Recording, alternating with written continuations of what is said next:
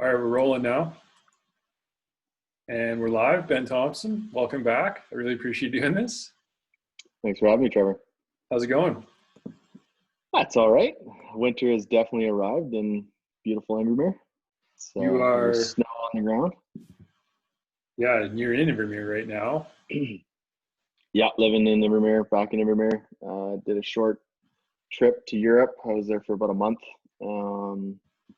end of August into September. And travel was kind of crazy and new and different. Going across the country from Calgary to Montreal was one of the most full flights I've ever been on. Really? And then going from Montreal to Munich was probably one of the most empty flights I've ever been on. Huh. So it was unique and kind of crazy, but everybody seemed to keep their heads cool for most of it. So you are now in Invermere. You were training in Europe, but to back up a bit, last time we talked on the podcast, you were getting ready for last season. How did last season go, and where are things at now? Maybe you can just bring us up to speed on kind of where you're at with the national team and the World Cup circuit and everything else. Yeah, well, we talked a little bit about going into that season and how the team has changed coaching and I had some injuries. My left knee, the patella tendon was tearing. Last year, I just plain and simple did not get the results that needed. Multiple times I did express that I wasn't ready and I needed more time to recover or train. I just did not feel race ready, and there was a lot of pressure to just keep going, keep pushing. You never really want to have that conversation of, do we need to stop so that we can save your points or your ranking for the next year? But we didn't even have it.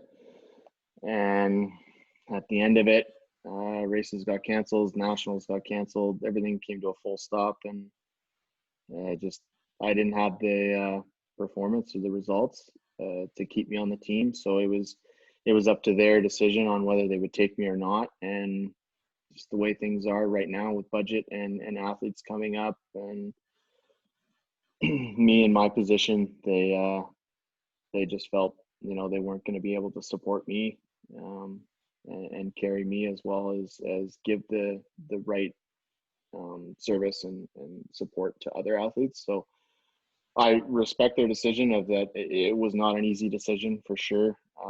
But I can disagree with it all I want.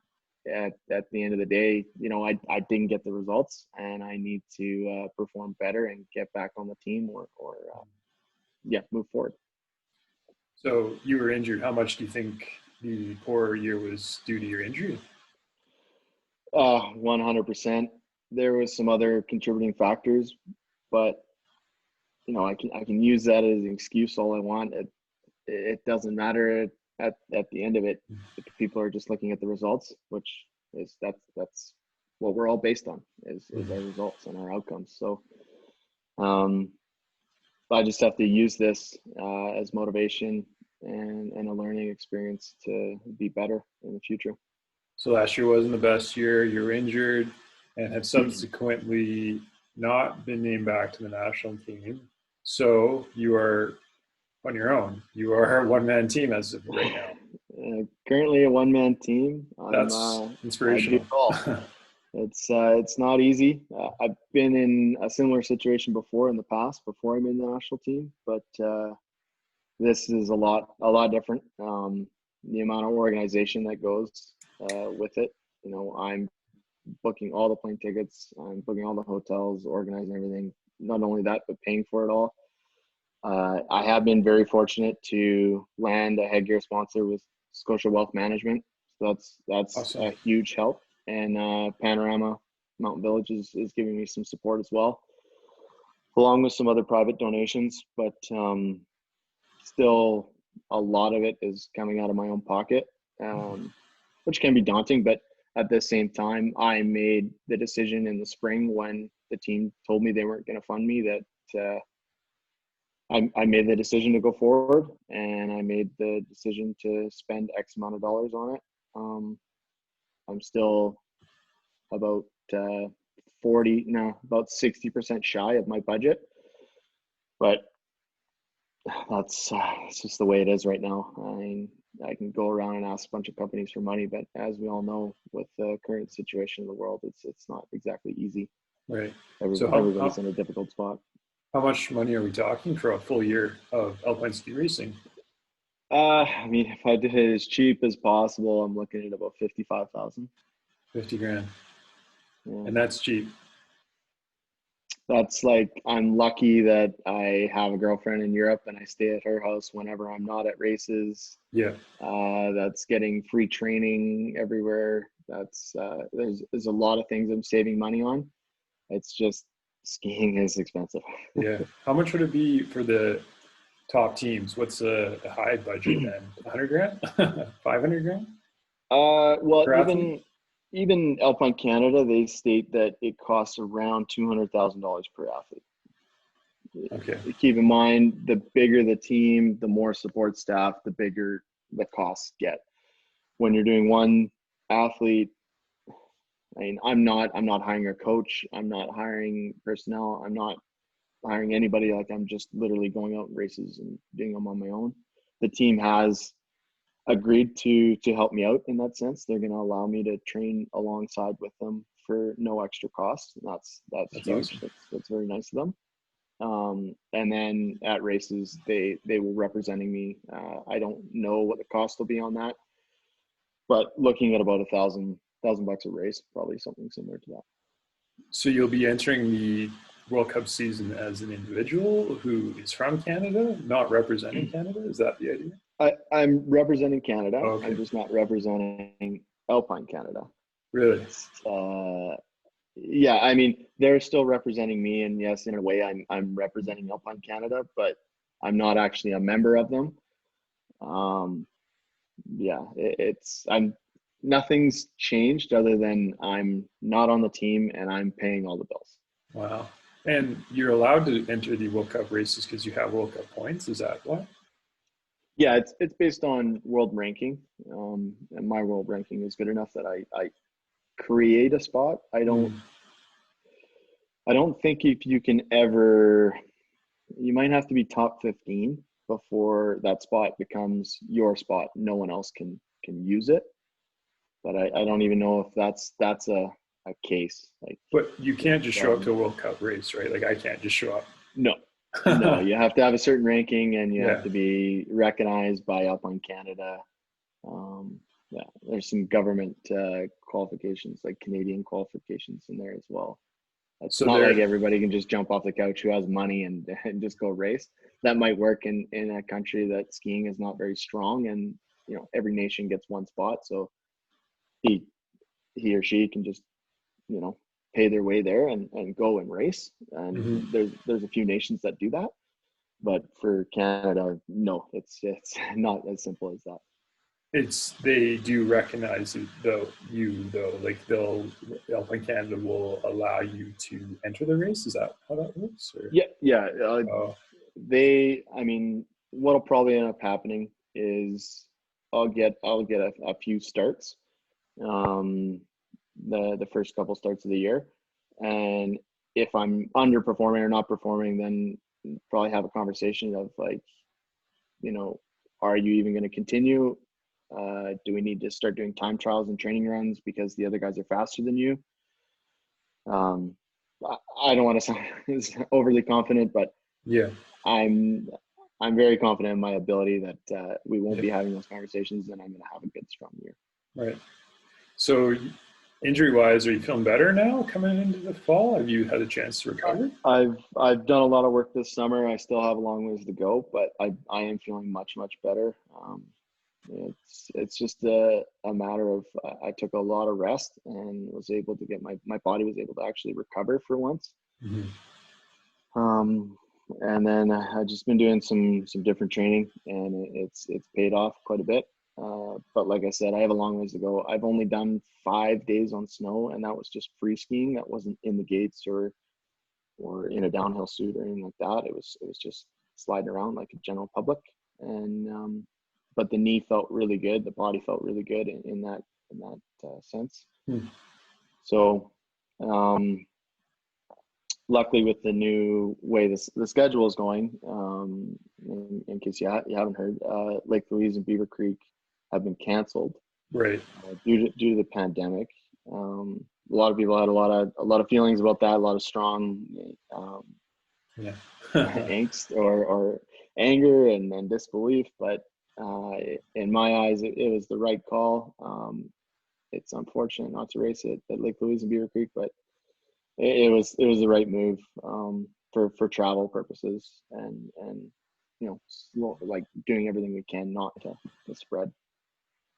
So you have the extra few months to get healthy then. It's kind of worked out in your favor, it sounds like. Yeah, in a way it definitely did, because now I have a chance to train for a full month straight at home where the cost is quite low.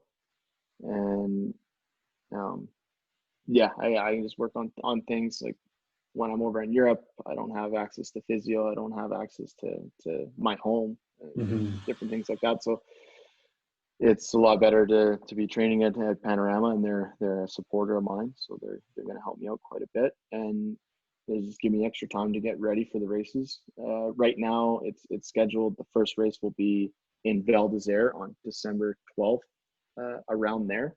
Okay. Downhill? Instead of downhill and a Super G. Okay. Might be 2 downhills actually, to make up for Lake Louise and Beaver Creek. And that gives me an extra 2 weeks to be race ready, instead of having to be in Lake Louise in a month. Now I'm not racing for a month and a half, and that's just a huge difference right there. So how much of the scenario you are in do you think is due to the fact that Canada struggles financially in the alpine ski team, or has it been beneficial for you in the sense that we have a small team that struggles that's as a result able to help you out? Has it been good or bad? That's a tough question. I think at the end of it's not helpful in any way, because if they did have the money, I would be with the team, and you're a lot stronger when you're training alongside somebody and you have somebody pushing you and you're pushing them alongside, and you're just raising the bar. When you're on your own, it's very hard to stay motivated. It's very hard to stay inspired and confident in what you're doing. Luckily, I've been doing this long enough. I'm not saying I know everything, but Yeah. I do have a really good idea of what it takes to do it, and I'm confident I can. But if Alpine Canada had a ton of money and it was a big team like Austria, you may be on the team, but on the flip side, when you got cut, that's it, right? They would never help you again. Yeah. I mean, we're seeing the independent racers more and more now. Just feel like politics is just getting a little bit too involved in ski racing, like it is everywhere and in sports. So do you think if you were from Austria, you'd still have a fighting chance? Well, if I was from Austria, I don't think I would ever made the national team. I See, probably that's what I wouldn't mean. never been a Yeah, skier, because yeah. it's the depth of field is just so much more.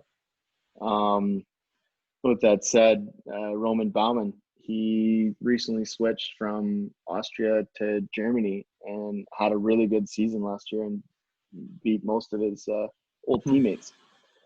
Not all of them, but he beat a considerable amount. And in no way would I say he doesn't deserve to be on that team. It just the way things kind of went about it, and I don't hold a grudge against it. I'm not out there in spite or in vendetta. I want to be the best I can be. Yeah, for sure. Do you think so? Obviously, racing for a different team isn't an option for you, like a different national No, team. no. There's some rules and Yeah. regulations in that. If you wanted to change nation, the only way you could is if you had a parent that was born in that country and you obtain a passport from that country. And then you also have to give up everything. So, for example, if I switched to another country, I would be giving up everything that Canada did for me. So in a way, if Canada said, you know what, we don't appreciate that, I would go back to 0 on or 999 on the FIS list. So I would go back like I never ski raced before, and I'd be starting in a new country. So I wouldn't be able to start World Cups. I wouldn't be able to start NORAMs or anything like that. I'd have to start at a FIS race, and I'd be starting at the very back, and I have to work my way up. So it's a huge commitment if you're going to do it. That's if the country says, we don't believe in you and they want to strip you of it. I haven't seen that happen yet. There's been a few people that have changed nations, and nobody's ever done that because it seems a little ridiculous in doing it. So you said you didn't have all the money you needed for this year. What happens if you don't raise enough money? Oh, it has just come out of my pocket. Oh, I see. Oh, yeah. Okay. I thought maybe you'd have to just stop. No. I made a few tough decisions this summer of not doing full training, especially right after I heard the World Cup season was getting pushed back. That allowed me to not stress over summer training and spend tens of thousands of dollars on summer training, and I could focus that into the winter. But as far as budget concerned and everything like that, I am 100% going ahead. I will make every single race. It's just a matter of how much it's going to go into my savings. Right. And then, okay, ideally, maybe you get on the podium or something and collect some money along the way, right? Yeah, ideally. What we talked about this, what is the winnings for a World Cup race these days?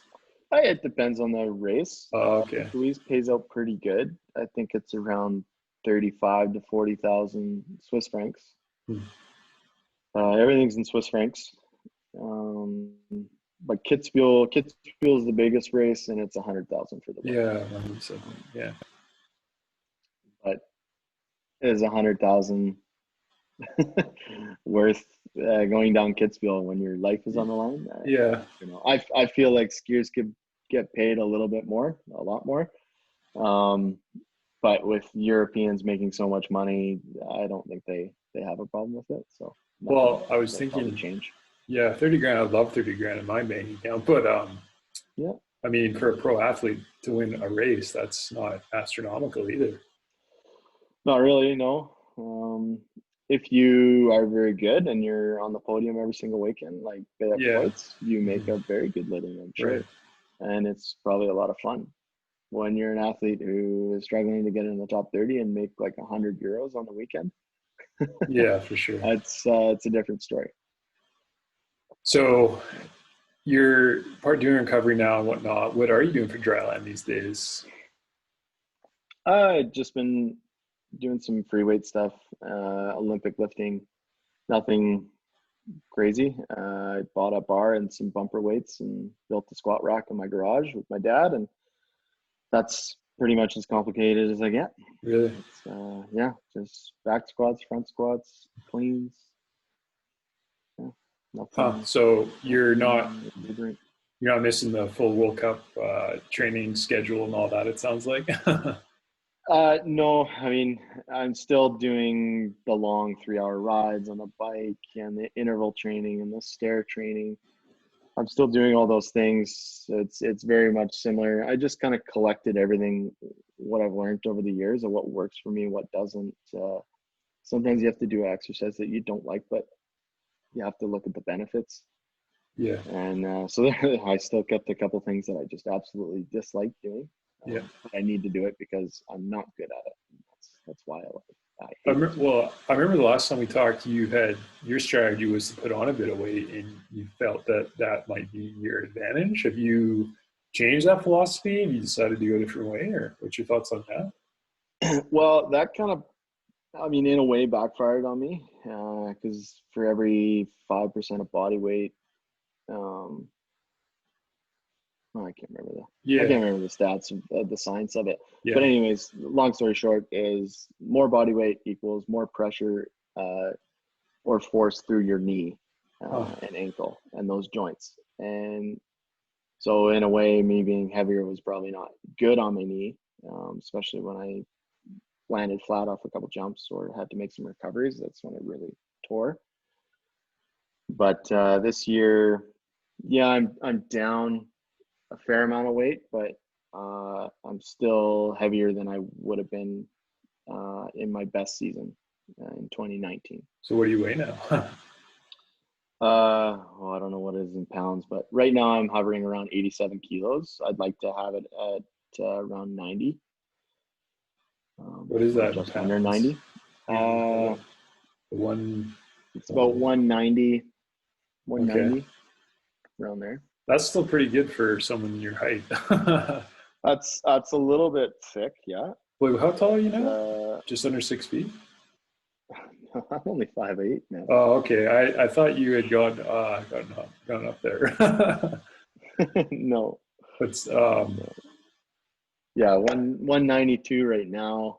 I think I was is that what that 205 is? last Okay. year, so that's too much weight.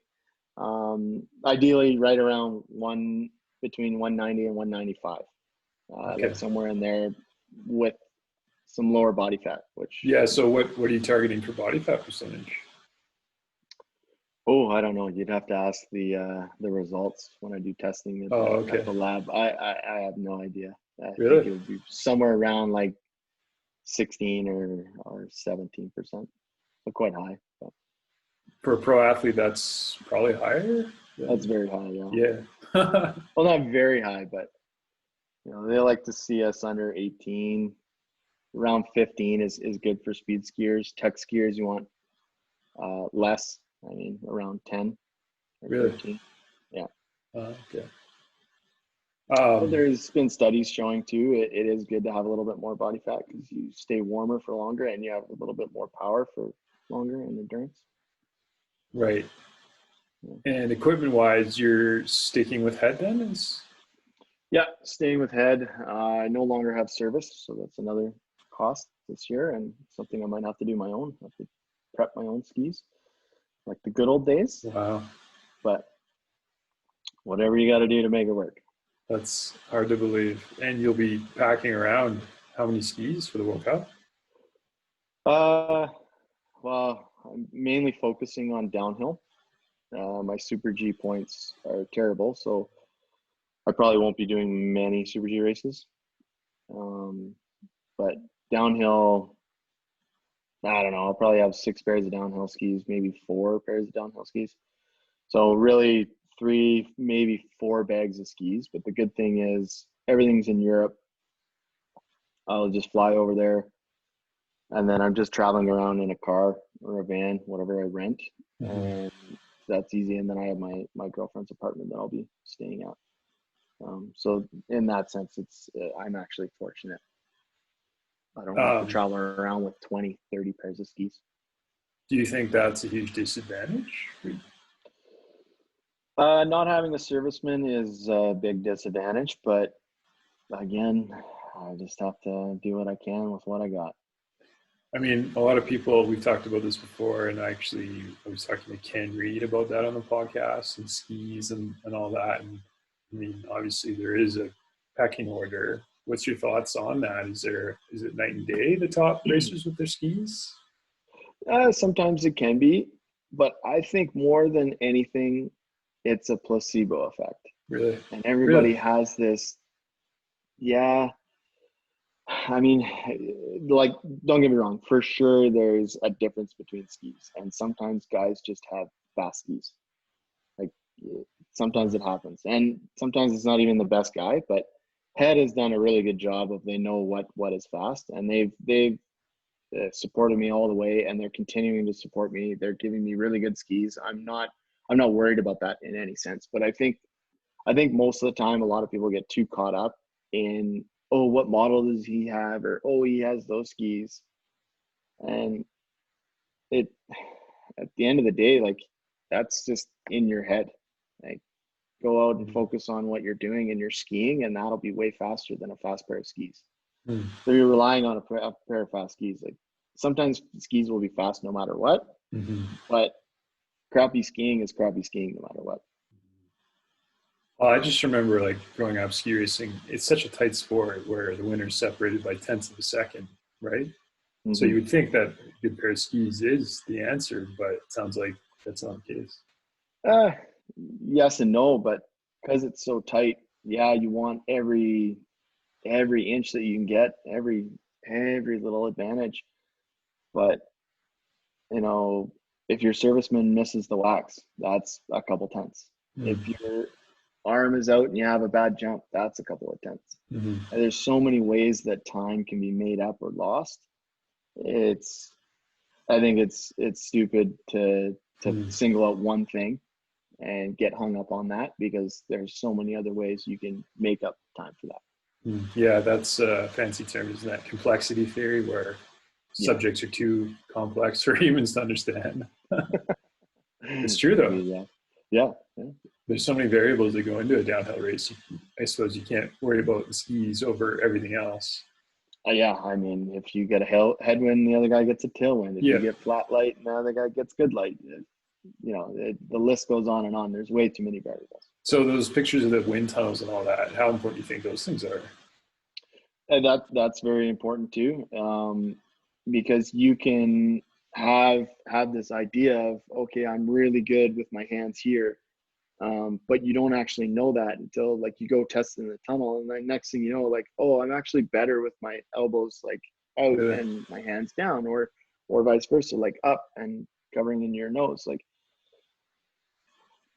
yeah, you don't know until you break it down and do the science on it. But you can't get too caught up on it too. Yeah, exactly. I mean, you have to still ski. If you were too worried about that, yeah, I remember. Do you remember Bodie Miller used to wear mitts in downhill? Yeah, people still talk about that. And he won.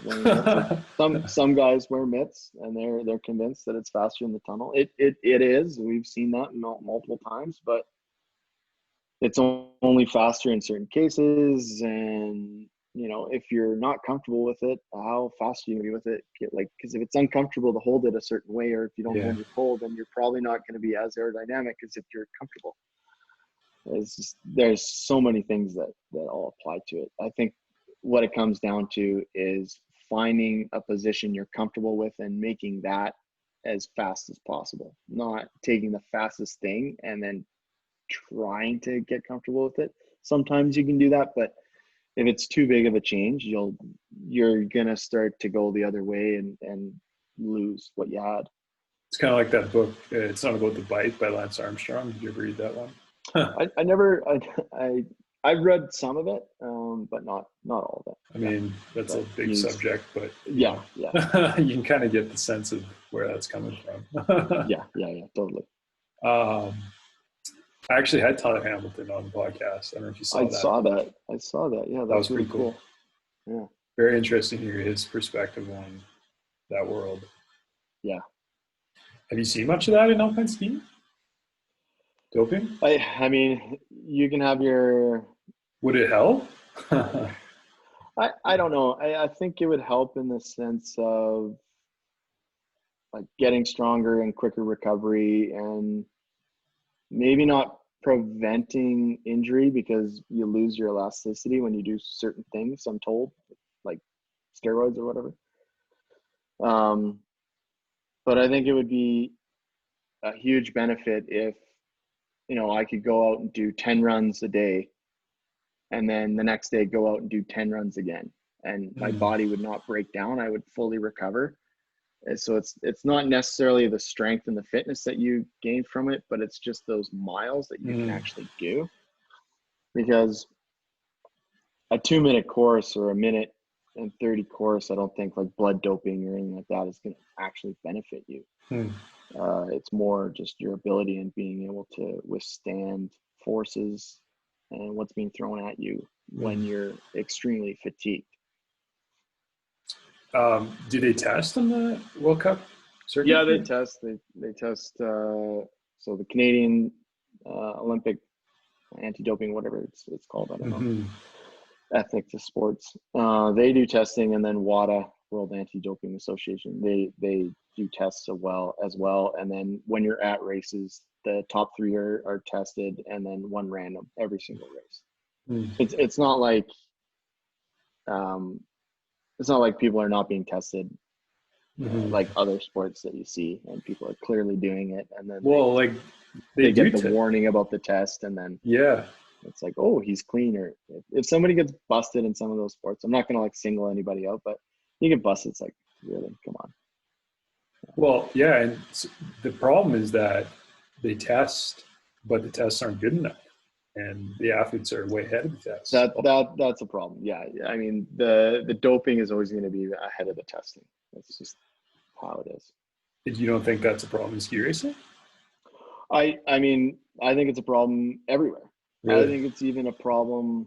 I mean, not that there's a regulation on this, but hearing most of my friends go through schooling and talking about how, oh, I know every single one person in my class was taking Adderall or something like that, so that they could Yeah. stay awake, stay alert, and learn more, and all these things. And I think that sucks in a way, because it's cheating. Mm-hmm. You know, they're getting this job, they're getting this education because they're using a performance enhancement. Yeah. Well, I remember. Do you remember? So it's everywhere. Herman Meyer? Do you remember back when he was racing? Do you remember how Yeah. big that guy was? Yeah, I mean, he was massive. There's lots of big guys on the World Cup. Right? To say, you know, oh, that guy's doing drugs, or oh, that guy's doing performance enhancement. I mean, some people are just naturally big. Mm. I'm not going to get too caught up in it, because I'm the size I am. I'm the Mm-hmm. strength I am. I work on my fitness. I don't use performance enhancement or drugs. Mm-hmm. So I don't need to worry about what the other guy's doing, because Mm-hmm. I can't control that other guy. So if he's cheating or not, it doesn't matter. I just have to go out and do my best. Right. Well, fortunately, in a way, you're almost lucky, because alpine ski racing isn't determined on that. I remember, for instance, talking to Tyler Hamilton. You know, they had no choice. Yeah, I mean, that's different. They have no choice, and they have to do it. It's part of it. I I don't know. I don't know if skiing has it as bad as other sports, but I don't think it's a zero. I think there Yeah. is people out doing it. I don't know who it is. I don't have my speculations. I think it's impossible that no one Yeah. is doing something. Yeah, for sure. Yeah. There's a lot of pieces of the puzzle that go into creating your top form. Is there one that you think would stick out? Your fitness versus your skis versus your diet or your mentals? Your attitude, your mental ability. Really? Yeah. Yeah. I've done a lot of work this summer with a company, I Got Mind. Okay. I've been very fortunate. They've helped me out a lot, and I'm doing it's called Success Strategies for the 21st Century Athlete, and it's taught me so much about everything. And I'm not saying, oh, you can just you use your mind and you'll just be the best skier in the world. Yeah. In a way, your mind gets you there, but you still have to do all the work, and you have to you have to become talented. That's what Ken Reed said. He said that was the final piece. To me, it's the biggest piece. Okay. Sure. It's the biggest deciding factor. If you have confidence, if you believe in yourself, you really can do anything. The only thing that's holding you back is yourself and your doubts. And that terrible thing right now is society has so much impact on everybody. And it just creates so much doubt. And nobody wants to see everybody else succeed. They kind of seem like it, but really they just want themselves to succeed. So for sure, they put other people down to make themselves go up. And like the quote that I heard the other day, blowing out somebody else's candle will not make yours burn any brighter. Yeah, for sure. Kind of like that. I just feel like that's the world right now, which is it's unfortunate. We need more encouragement and positivity.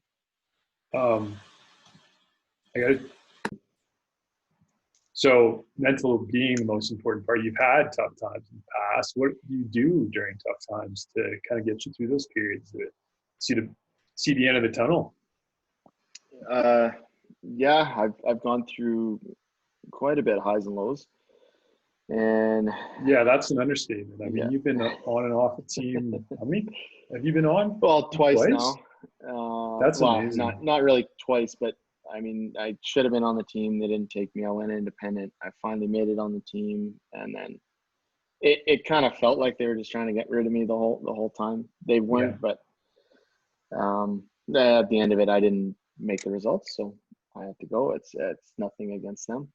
I get it. But to What go do you back to do? your Yeah. question, you know, I've been depressed multiple times and gone through the lowest of lows, and it's terrible. It feels like you can't get out of bed of the day. You're not motivated to do anything, and it's an awful thing. And a lot of the times you can kind of get in that funk, and you think that you're doing everything you can, or you think that you're doing the right things, and it's not adding up. And this course that I've been working on, it's taught me a lot of things with mental health. And you'd be surprised on just doing a daily routine, like getting up and going for a 5-minute walk, just doing that routine every single day. As silly as it sounds, like you've accomplished something, you've done something, and now you can move on to the next thing.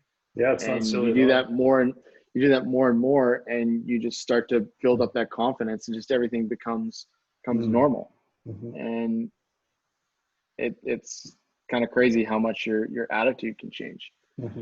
And back in 2011, my girlfriend had passed from cancer, and years after I got depression really bad. I was very, very depressed, and I got a dog, and just having that dog, I named him Ruckus, and we'd get up every day, we'd go for a walk, and just that simple thing of I couldn't just lie in bed until I had to go do something, or I couldn't just lie in bed all day. I had a dependent, so I had to get up, and just that bond and those short walks. It's amazing how it just like flipped my life around, like completely saved my life. Yeah, it's amazing. I've read quite a bit of Tim Ferriss, and he's had problems with that. And you know, one of his recommended routines is just to make your bed in the morning. Yep. That's probably an example of something that just kind of kickstarts your day. Everyone has their own way to get the day going, but it's it's definitely and you've had your ups and downs along the way. That's pretty interesting. Yeah, and then I mean, shortly after that, my dog was killed, and then I lost him, and so I went into another low that took me a couple of years to get out of. Yeah. How did that happen? I was going for a bike ride up just out of town here, and he was out of the truck, and I threw a stick for him, and then he screwed up a grouse, and then he ran across the road, and before I could get to the other side, he came across into traffic, and that was really tough to watch my best friend die in my arms. But yeah, and so that's him on my hat, and I made hats, and I sell those. I've been through that. Yeah, losing a pet's tough. Yes, yeah. I know you have. So yeah, that created another low, and then I would say I was pretty much in that low until this year. I mean, not like severely in that low, but I was depressed up until I started working with I Got Mind, and gave me the tools to bring myself out. Do you guys meditate much? I've read that's a pretty strong tool. A lot of people use. I don't meditate much, but I have used that in the past. That's another tool. I like listening to music, or even just sounds like rainforest, something like that. Yeah. And just breathing too. Just like in a quiet space. It doesn't take long. Like you can just do 10 deep breaths and sit there. It's kind of crazy what it can do. Well, with everything going on, do you ever just think to yourself that maybe life would be easier without ski racing, or is this something that you just committed to? 100% life would be a lot easier without ski racing. That's just like a lot. For sure it would. Yeah, it's been a lot. But I wouldn't change it. It's kind of one of those things that's just building into such a good story. I don't want to ruin it. I want to keep going. Well, I mean, you can race well into your late 30s nowadays. Yeah, if your body can keep up. I mean, I'm hoping. I mean, it'd be really cool to go 2 more Olympics. That'd take me to 38, yeah. but I don't know. I don't know if I can make it that far. I mean, in the old days, like I said when I was talking to Ken Reed, he retired at 27. It was just, Yeah, people yeah, a saw. lot different. Now you don't even get going until you're 27 or 28 on the speed tour, maybe even Yeah. 50. Yeah. So you're training now at Panorama. Are you at the hill now as we speak, or is that training camp coming up? Or Training camp will come up. I was talking to the CEO today. They're blowing snow today. They're going to start. That's something okay, like over 200 snow guns going. So I don't think it'll that's take great. long to cover the hill, Yeah. provided the weather stays like it is. Hmm. I'd imagine, early November, maybe the 10th, they'll start allowing people to be skiing there. Hmm. And do you have to train with other teams when you're doing gates now, or how does that work for you? Like you Well, can't I'll set train your with own course. I'll train with the national team. They've allowed me to join them, so Oh, okay. I'll join them. They're gonna do a camp in Nikiska when Nikiska's ready until around the 13th or 14th of November, and then they're gonna move over to Panorama. So depending on kind of how things go, how my knee is, I might go out to Nikiska if they're ready and just do a couple days of free skiing, get into the gates, and then come to Pano and train here just because it's free. Hmm. So you're working on dry land right now around Invermere, more or less, getting ready for the season. Do you have a gradated training schedule where it gets harder or less or easier as you get toward the season? Or how does that work? Um, Normally I would when I had Okay. a trainer and somebody writing my program. I did work with CSI Calgary this summer, but I couldn't afford it, so that didn't work out. Um, but you just need to time it. Obviously, you want to work hard and build up as much as you can, and to do that, you have to put stress on your body in different ways.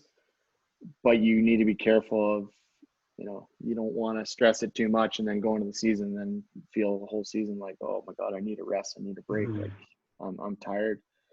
So typically, what I've done in the past is work hard right up until like 2 weeks before the season, and then just taper off a little bit and then ramp into it hard. Hmm. A lot of weight training and whatnot, squats. A lot of Sort of weight stuff. training, a lot of time on the stationary bike. Right. Um, Yeah. how important do you think diet is to your overall health? I used to think it didn't matter much. I've been quite lucky with that. I can kind of eat whatever and not lose weight or gain weight. But as I'm getting older and Yeah. things are getting more difficult, I'm starting to notice a difference in what I eat and how it makes me feel and the performance. Well, I've noticed it turning 30. The beers seem to hang around a little longer on your gut. So I'd imagine it's somewhat a similar story with you and anyone generally. Yeah, yeah, in a way. I mean, everybody's different on what intolerances they have or what bugs them more Not saying that than you drink a others. ton of beer, but just No, I catarrhs in can't general. drink beer anymore. I learned that a couple of years ago, actually. Yeah. Just it makes me feel terrible. Yeah. Um, so if I do drink beer, it has to be gluten free, Hmm. and um, even then, I don't really Yeah. feel great, which sucks because I mean, who doesn't like the taste of beer? Yeah. So assuming everything goes well this year, then is there a chance you can get back on the national team halfway through the year? Is it kind of season by season? Uh, the way it's structured right now is it's season by season, and I think they're gonna do a change of everything. Uh, like in the future, it has to change because right now it just doesn't quite make sense, and it's very hard on an athlete who only races World Cup, who might be the fastest guy you have on your team, but because of his age and because of certain things, he doesn't meet the criteria, but then you have a kid who goes and wins national championships when no one's there, and then he gets a spot on the national team. Right. It's like, I don't know, there's just things to consider, and it hasn't been looked at or changed in a long time, and I think it's overdue. But that's not the case for the season, so you couldn't make the team halfway through the year this year. Well, as far as like being named to the team, Yeah. it won't happen until the spring. Oh, If I'm racing well, I don't see any reason why the team wouldn't be like, okay, we're gonna, take care of you for the rest of the season. I see. They don't have to do that. They maybe won't. Like, who knows? But that could be a scenario if I ski really fast and they go, okay, yeah, like you've proved yourself. Now we can show this to everybody else, and we have no reason why we wouldn't take you. The Alpine Canada has had problems with management in the past. How well do you think Alpine Canada's staff nowadays? Is it getting better, or how bad was it in the past? It's been pretty disorganized. If I'm Why? completely Why honest. can't they get it right? Why can't they hire the right people? I I don't know if it's that. There's just so many moving parts to it, and I think at times expectations get in the way too. Hmm. Somebody gets the job and they expect this, and then they get in there and they realize, like, oh my God, this is what we're actually dealing with. Like, I thought this was going to be easy. And when you're underfunded, it doesn't matter how well you do Right. things. Like, it just, if it's a sinking ship, it's a sinking ship. Not to Do you say think? like Alpine Canada needs to close the doors and start from anew. I don't think that's the case. I think they can like salvage this and save this. The new board, I'm a little bit upset. I don't get to work with them this year because they just they just got nominated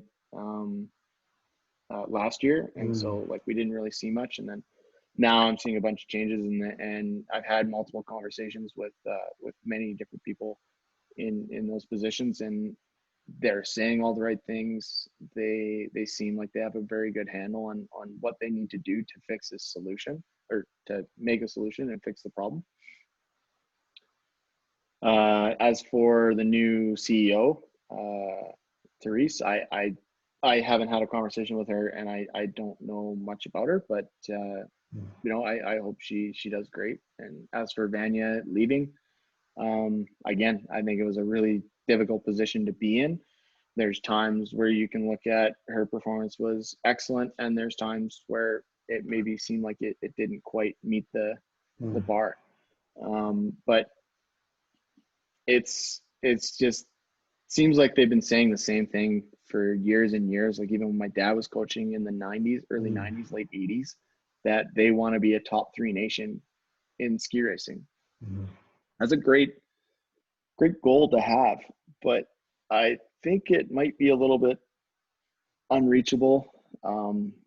in the next short future, because you look at teams like Austria, Germany, Switzerland, France, Right. Norway.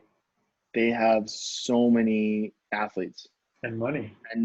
and money, but they have so many athletes in that, if one gets injured, they already have somebody lined up. Hmm. If we have an athlete that gets injured, like, take example 2 years ago, everybody got injured except for me. Well, we didn't have anybody to fill. Like, it Hmm. was just me out there. Hmm.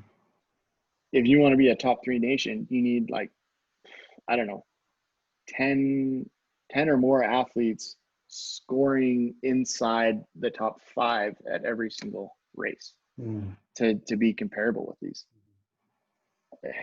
We just don't have that. We don't have that depth of field.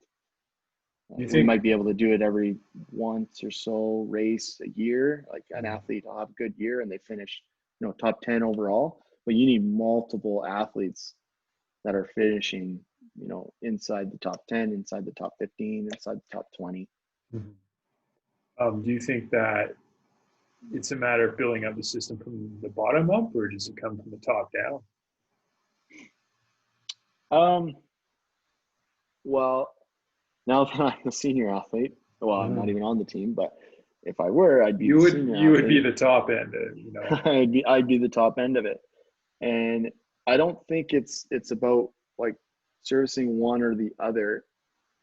I think it's about setting up having a plan and setting a course and trusting in what you're doing and building it up from a young age. Like I think the national team needs to be more involved at a younger age, Mhm. and those athletes learn professionalism at a younger age so that once they do reach the national level, even if it's a development team athlete or a provincial Mhm. team athlete, they have most of those fundamentals. So it's not babysitting, and it's not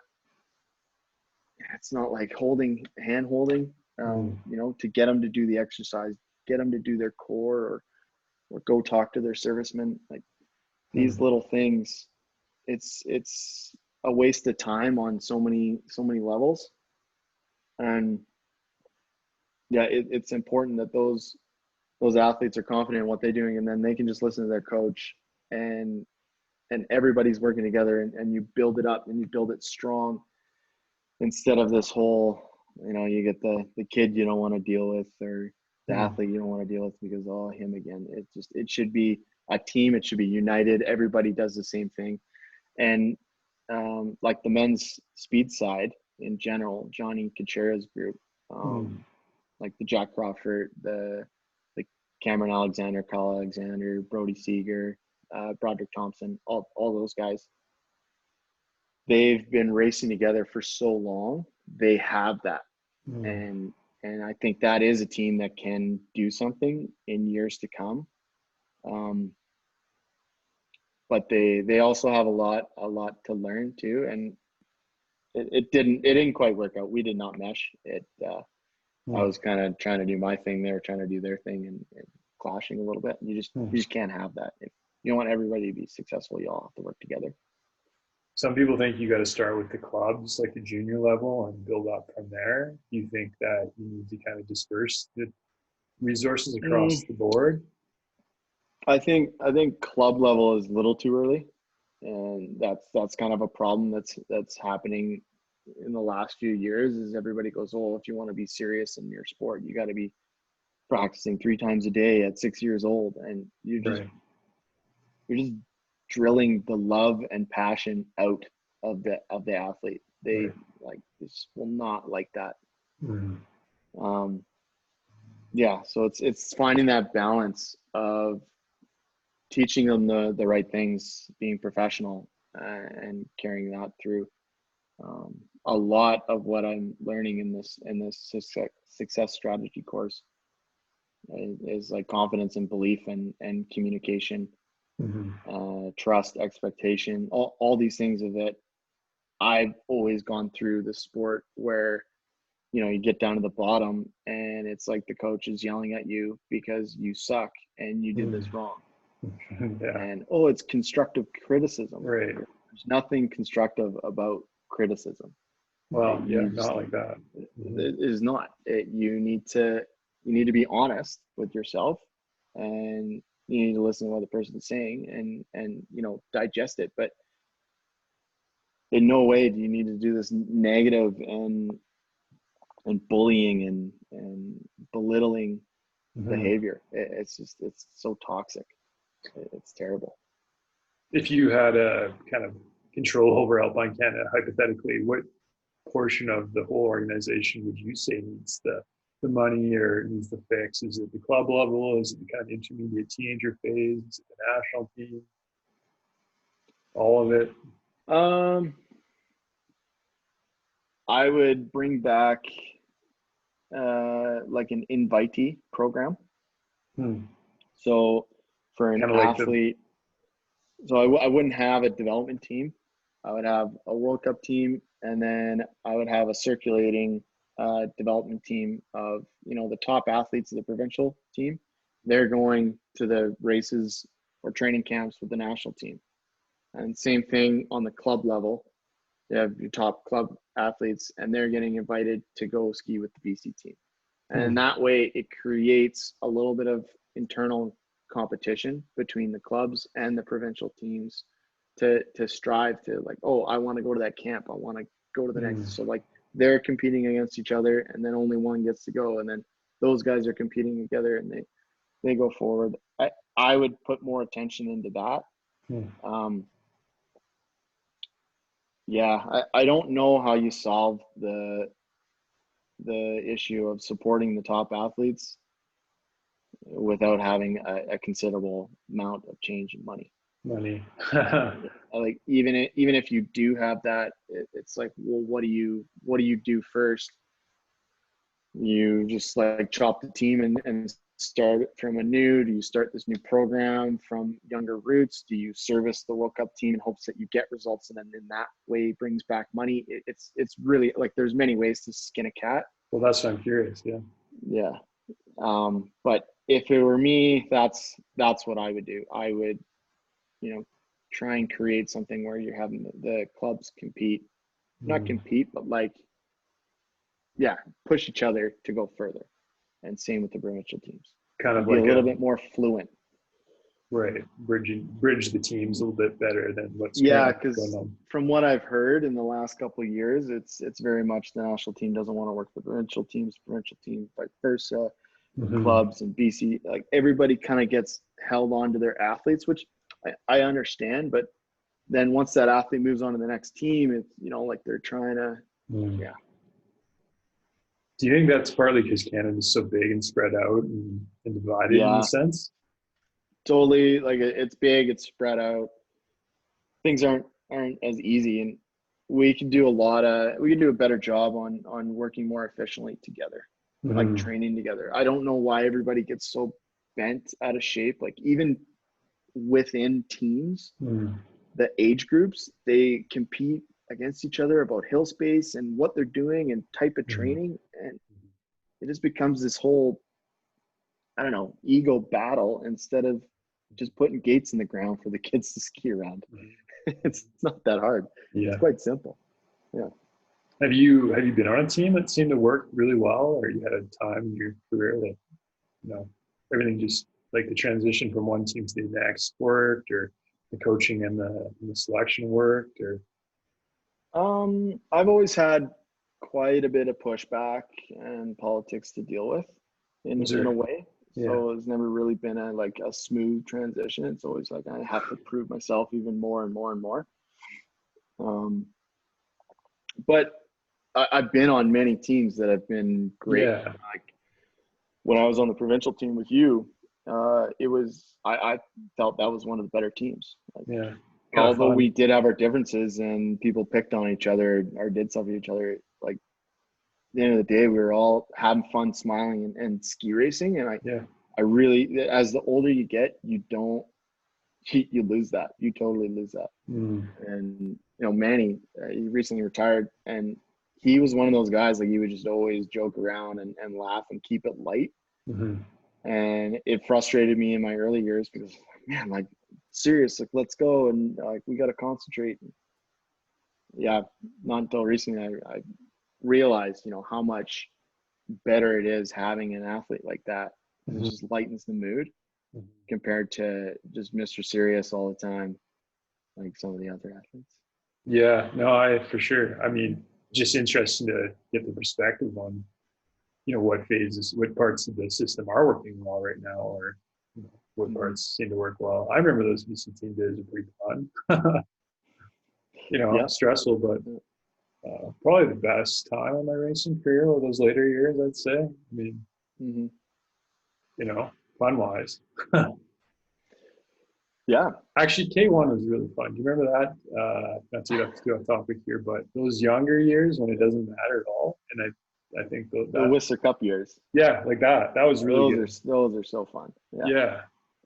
Yeah, it just needs to be more like that. I'm not saying like you need to have that laid back, easy approach to everything. Right. Especially as you get older. Yeah. But there needs to be a way that kids can go through ski racing and not lose the fun. Yeah. Well, I think that's a cool conversation. We won't go on too much longer here. I really appreciate you taking the time for part two. Thanks for having me again, Trev. It was great to talk to you. you are looking for sponsorship, so anyone who may be out there Yeah. listening to this podcast and could use the phone call, I'm sure you'd appreciate it. And if you, Yeah, I'm gonna do up more hats. I made a bunch of these. I made about 48 of them, and they sold like instantly. It's okay, just it's a matter of putting the money up front to buy them, and then get them shipped over from China. It takes like 2 months. It's right. the whole thing. But anyways, I'm planning on doing more, and I'm planning on doing some jackets too. At multiple different levels of sponsorship. Yeah, but If people want, anything and everything goes a long way. if people want to reach out to you and find you, do you have a website or find you on Instagram? No, you can just do my Instagram, Thomsen Show, Thomsen. There's no Right. P in there. Yeah. Not like David Thompson. No. And yeah, that's probably the easiest way. Or on Facebook, Benjamin Thomsen, my full name. You can follow that profile. Cool. Well, it's been great to catch up. Appreciate it. Yeah, thanks a lot, Trev. We'll leave her there.